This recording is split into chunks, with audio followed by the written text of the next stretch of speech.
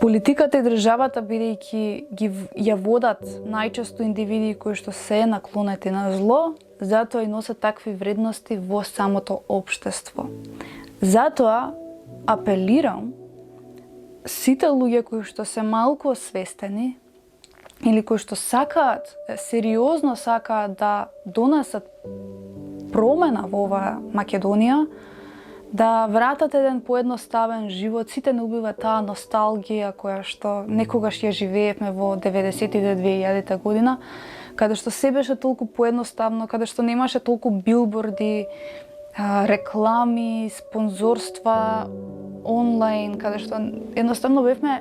изолирани од целиот тој наметнат притисок на рекламирање на злото, бидејќи злото доаѓа токму преку рекламите.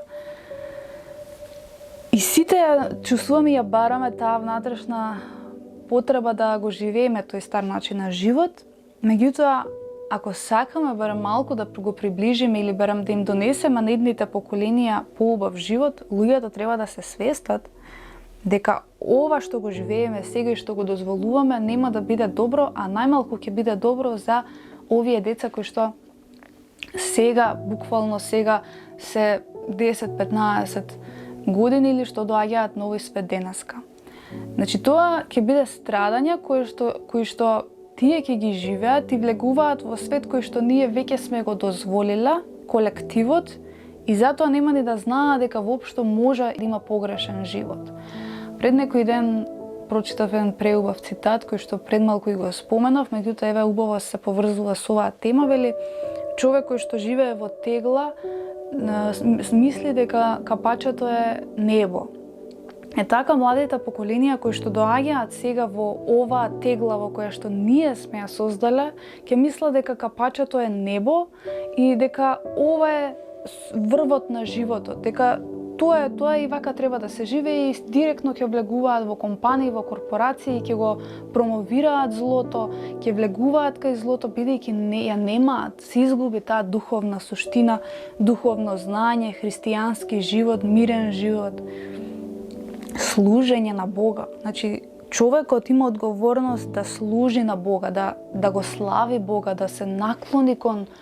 божествениот дух и да се поправа. Замислете, ако тие немаш таа перцепција во општеството, тоа е најголемата мисија на злото, да се уништи Божјиот збор, Божјото постоење, Божјата перцепција кај луѓето, што најчесто не му успева, бидејќи секогаш има добри луѓе, меѓутоа доаѓаме кај генерации, кај индивидуи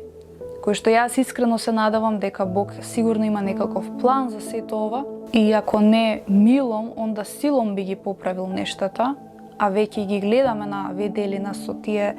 поплави кои што цела Европа изгни во поплави, во Америка со тие пожари, кај нас со пожарите цело лето што се случуваа и што најверојатно ќе се случуваат и ова лето, затоа што ева јутрево кога излегов да испијам едно кафе,